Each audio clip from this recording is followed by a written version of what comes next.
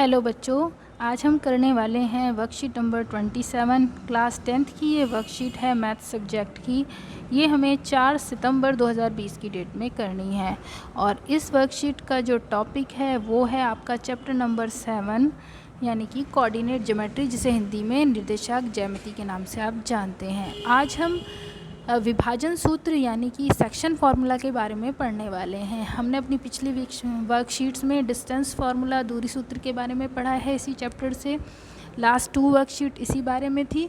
तो आज हम इसमें नया फार्मूला यानी कि विभाजन सूत्र, सेक्शन फार्मूला के बारे में पढ़ेंगे।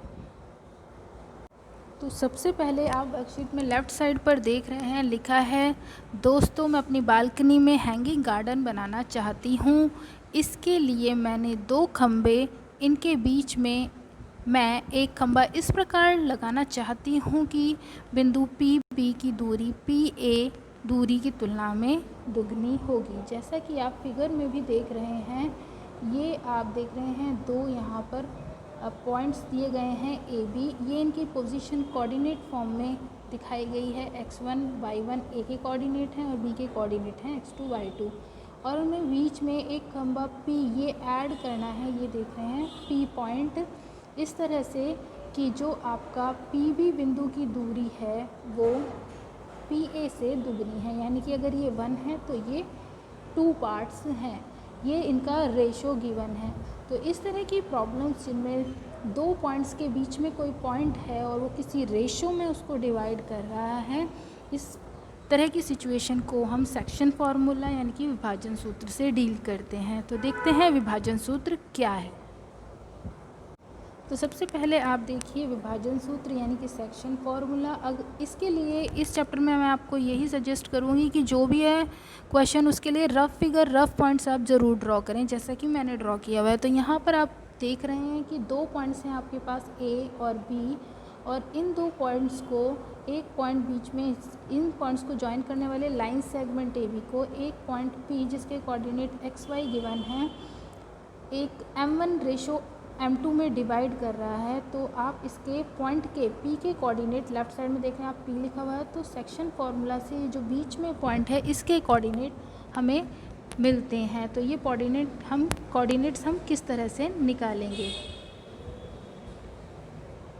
तो देखिए आप इसको निकालने का बहुत ही इजी तरीका है। अगर आपने इस तरह से फिगर बनाई है तो आपको क्या करना है, M रेशो को मल्टीप्लाई करना है सबसे पहले x कोऑर्डिनेट B से।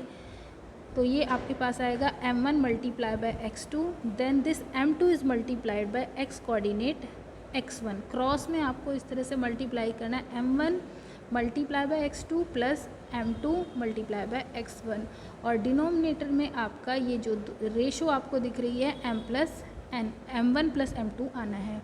इसी तरह से जब आप y से डील करेंगे तो y कोऑर्डिनेट के लिए भी आपको सेम यही प्रोसीजर करना है कि M multiply by y2 M2 multiply bye y1। इस तरह से क्रॉस में आपको मल्टीप्लाई करना है और डिनोमिनेटर में दोनों रेशो यानी कि M1 प्लस M2 का सम होगा। तो ये रहा आपका सेक्शन फार्मूला यानी कि विभाजन सूत्र। अब इसमें आप देखिए जो फर्स्ट कोऑर्डिनेट है आपका यानी कि P का फर्स्ट कोऑर्डिनेट है आपका x1। P का कोऑर्डिनेट आपका जो x है उसको हम इसके फर्स्ट कोऑर्डिनेट से इक्वेट करेंगे, दोनों को हम बराबर रखेंगे। तो x का वैल्यू हुआ M1 x2 plus M2 x1 divided by M1 plus M2। अब इसके बाद आपने क्रॉस मल्टीप्लाई किया, इस x को M1 प्लस M2 से मल्टीप्लाई किया, तो लेफ़्ट साइड में आप देख रहे हैं x M1 plus x M2। अब आपको क्या करना है, लेफ़्ट साइड में सारी टर्म ले लो या फिर M1 वाली टर्म यानी कि M1 x2 जो है आपने जब लेफ़्ट में लिया तो ये हो गया आपका नेगेटिव, और दोनों में से M1 आपने कॉमन लिया। तो यहाँ से M1 और यहाँ से M2 कॉमन लेने पर हमने M2 से दोनों साइड डिवाइड किया और इस x माइनस x2 को हम राइट साइड पर लेके आए फ्रैक्शन में। तो M1 बाय M2 की वैल्यू हमने फाइंड की, यानी कि रेशो जो है वो हुआ x minus x1 by x2 minus x। ऐसा आपको वर्कशीट में दिया हुआ है। तो डायरेक्ट M1 बाय M2 का अगर आपको वैल्यू निकालना है तो आप ऐसे भी निकाल सकते हैं, नहीं तो आप सिंपल फार्मूला से भी निकाल सकते हैं। क्वेश्चन मैं आपको भी बताऊंगी जब क्वेश्चन आएगा। तो इसी तरह से M1 बाय M2 की वैल्यू हमने y कोऑर्डिनेट को y कोऑर्डिनेट से इक्वेट करके निकाली है। अब आगे देखिए, आगे हमें वर्कशीट में एक सॉल्व क्वेश्चन दिया गया है, जो कि एग्जाम्पल मैं आपके लिए रीड कर देती हूँ। बिंदु P ज्ञात कीजिए जो रेखाखंड AB जिसके निर्देशांक a-6 10 और B के कोऑर्डिनेट हैं 3 - 8 और ये 2:7 में विभाजित करता है। यानी कि अगर ये AB है और ये लाइन सेगमेंट जॉइनिंग AB है, तो इस P पॉइंट के आपको कोऑर्डिनेट निकालने हैं और ये P पॉइंट AB को 2:7 में डिवाइड करता है। तो सिंपली इस पॉइंट के जो कोऑर्डिनेट हैं वो विभाजन सूत्र सेक्शन फार्मूला से निकलते हैं। हमने यहाँ पर PXY लेफ्ट में लिखा क्योंकि ये हमारा आंसर आना है, और राइट साइड में देखिए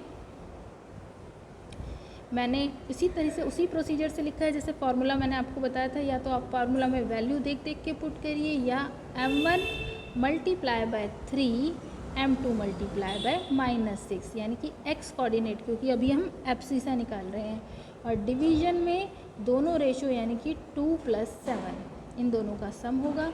इसी तरह से जब आप y से डील करेंगे तो y के लिए आप क्या करेंगे, इसी तरह से m1 × y2 यानी कि -8 एंड 7 × 10 y कोऑर्डिनेट ऊपर आपने लिखा और नीचे 2 + 7 सेम रहेगा। उसके बाद तो कैलकुलेशन है, 2 × 3 is 6 एंड 7 × 6 is 42। तो 6 - 42 का आंसर होगा -36, और नीचे डिवीजन में 9 है, 9 से डिवाइड करने के बाद आपका एब्सिसा हुआ -4। इसी तरह से हमने y कोऑर्डिनेट भी निकाला है 6। तो हमारा जो रिक्वायर्ड पॉइंट है उसके कोऑर्डिनेट हुए -4 6, ये आपका आंसर होगा। इसके बाद आपको आगे केस ऑफ मिड पॉइंट बताया गया है, यानी कि मध्य बिंदु। जब ये जो पॉइंट P बीच में होता है, आपका मिड पॉइंट है AB का, तब हमें क्या करना है, तब हम सेक्शन फार्मूला में ही m1 और m2 को 1:1 यानी कि 1:1 पुट करेंगे। तो ये फार्मूला में मैंने m1 और m2 की जगह सेक्शन फार्मूला में मैंने 1 पुट किया है। तो हमने देखा कि सिंपल 1 × x2 एंड 1 × x1 यानी कि x1 + x2/2 आ गया, और जो y कोऑर्डिनेट है वो y1 + y2/2 आ गया। तो इसका मतलब ये हुआ मिड पॉइंट के केस में हम सिंपली जो एंड पॉइंट्स हैं उनके एब्सिसा x कोऑर्डिनेट्स का सम करेंगे और उसको 2 से डिवाइड करेंगे। इसी तरह से y कोऑर्डिनेट के लिए y के जो निर्देशांक हैं यानी कि y1 और y2 का सम करेंगे और 2 से डिवाइड करेंगे।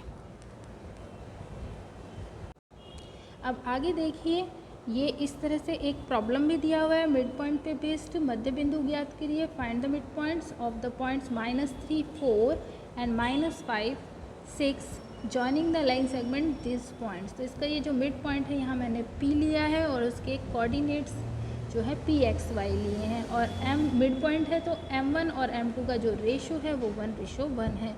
तो सिंपली फॉर मिड पॉइंट्स यानी कि P(x1, y1) या x, यहाँ पे x1, y1 आपको नहीं पुट करना है, आपको PXY मैंने फिगर में लिया है, तो लेफ्ट में होगा PXY, क्योंकि सेक्शन फार्मूला में ये जो बीच में पॉइंट है इसी के कोऑर्डिनेट हमारे निकलते हैं, ये हमारा आंसर होता है।